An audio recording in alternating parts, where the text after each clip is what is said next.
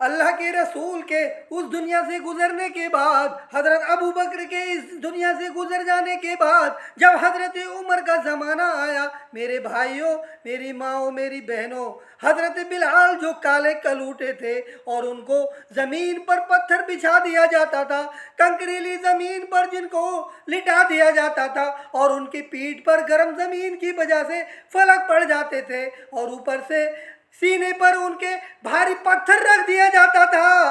और ताकि वो हिल न सके। एक बार उनको आग के अंगारों पर लिटा दिया गया। बहुत दिनों के बाद जब उमर का ज़माना आया और हज़रत बिलाल किसी कुएं पर नहा रहे हैं, उनकी पीठ का वो हिस्सा नज़र आ गया जिस पर हिस्से पर काफिरों ने आग के अंगारों को बिछाकर उनको लिटा दिया था। आग के अंगारों से तपती हुई पीठ जो बिल्कुल जल चुकी थी और काली सियाह हो चुकी थी, हज़रत उमर फारूक ने जब उस पीठ को देखा, अल्लाह के रसूल के गुजर जाने के बाद, अबू बकर के गुजर जाने के बाद, हज़रत उमर जब खलीफा बने और उनके सामने जब वो पीठ नज़र आई तो हज़रत उमर पीछे से जाने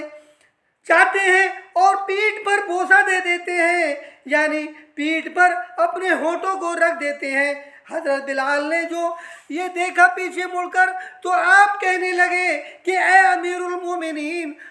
हज़रत बिलाल जल्दी से गुस्ल करते हैं, हज़रत उमर से मिलने के लिए आते हैं तो हज़रत उमर फारूक अपने सर से अपना इमामा उतार लेते हैं, यानी वो पगड़ी उतार कर जल्दी से उसको ज़मीन पर बिछा देते हैं ताकि हज़रत बिलाल मेरी इस पगड़ी पर बैठ जाएं। तो भाइयों, ये हज़रत बिलाल जो बिल्कुल हबशी और काले कलूटे थे, उनको अल्लाह ने इतना बेहतरीन मकाम अता फरमाया था कि जिनके लिए हज़रत उमर फारूक बैठने के लिए अपने सर से अपनी पगड़ी उतार देते हैं और उनको उस पर बैठने के लिए कहते हैं। एक बार जब हज़रत मोहम्मद सल्लल्लाहु अलैहि वसल्लम मेराज में गए तो आपने वहाँ पे कुछ आहट ऐसी नज़र सुनी, आहट सुनी तो आपने हज़रत जिब्राईल अलैहिस्सलाम से पूछा कि ये आहट किसकी है। तो हज़रत जिब्राईल अलैहिस्सलाम ने आपको बताया था कि ये आहट हज़रत बिलाल के जूतों की है। तो आपने दुनिया में